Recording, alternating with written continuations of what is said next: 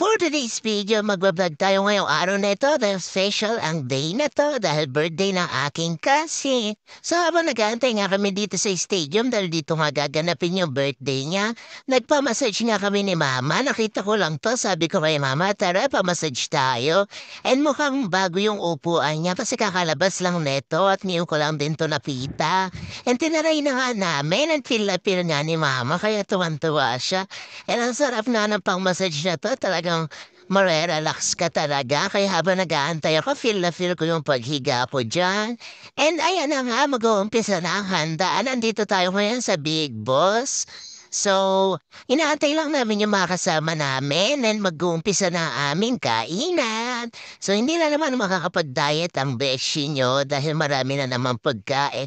So, ang ganda ng place dito, ang lakas maka-aesthetic dito. At mga kabeshi ko, nagulat nga ako dahil kami-kami nga lang pala ang tao dito. Wala masyadong tao dito kaya parang nirentahan nga namin tong buong restaurant at pil na pil nga namin yung pagpo-post dito. Ang dami mapagpipicturan dito kasi maganda yung place at malinis din. Mababait nga pala yung mga employee nila dito. At umorder na nga ang aking lola. Gutom na kasi ang mga pinsan ko kaya nag-order na sila. At si mama naman tsaka yung tita ko umalis. Kumukuha sila ng pera. Nagwi-withdraw pa. Pambayad dito.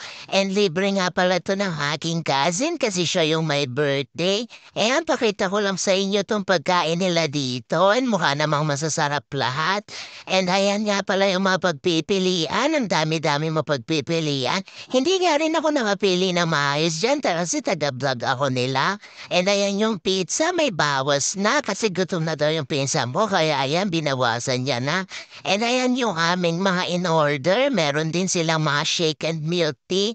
And ang ganda nga ng mga design nila dito. Ayan may pa kemi-kemi pa sa ibabaw. Tapos ayan, pakita ko lang yung mga handa ng pinsan ko. May mga manok din sila. May iba't ibang flavor sila ng manok dito. Natikman ko na siya, masarap naman siya. Pati to, natikman ko na rin siya kanina. And ayan din, may bawas na. Hindi na kasi nakatiis, kaya binawasan na. Ipipicturan nga daw, pero hindi na napicturan. And ayan, namating na nga yung kanin namin. Meron ding cake si Ate Sol. Ayan, makikita nyo. Tsaka mga handa. Marami nga palang handa si Ate Sol ngayong birthday niya and ayan hiyang-hiya siya kapag binibidyohan ko siya.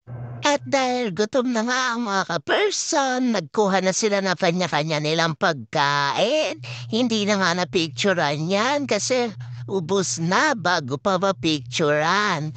Kaya sabi nila, kain na lang daw muna bago picture-picture. O diba, bongga, kakaiba.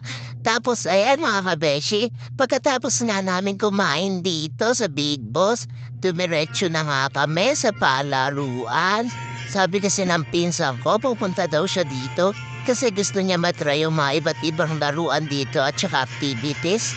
Kasi gusto niya din matry yung mga iba't ibang palaro nila dito kasi nga bagong bukas to kaya excited nga siya. Tuwan-tuwa nga siya maglaro niya, hindi ko alam kung ano yan, parang bato-bato ata yun. Tapos sumakay din sila dito sa may banana boat. Sabi ko kay Jenna, bumalance siya kasi hindi sila magka-balance ng isa kong pampinsan. Ayan sabi ko, suotin niya nga yan, yung kulay pulang. Parang damit na yan, ewan ko kung ano yan. Titignan ko kung bagay sa kanya pero hindi niya nga sinuot. At hindi nga lang mag-enjoy dito yung mga Junafis nyo kasi ang daming pa activities. May matututunan nga rin sila dito. And ayan sabi ko kay Jenna, umakyat siya pero sabi niya di niya daw kaya yan bumaba na naman. Ang hindi ko na nagustuhan dito is yung mga staff ay masyadong rude kasi naman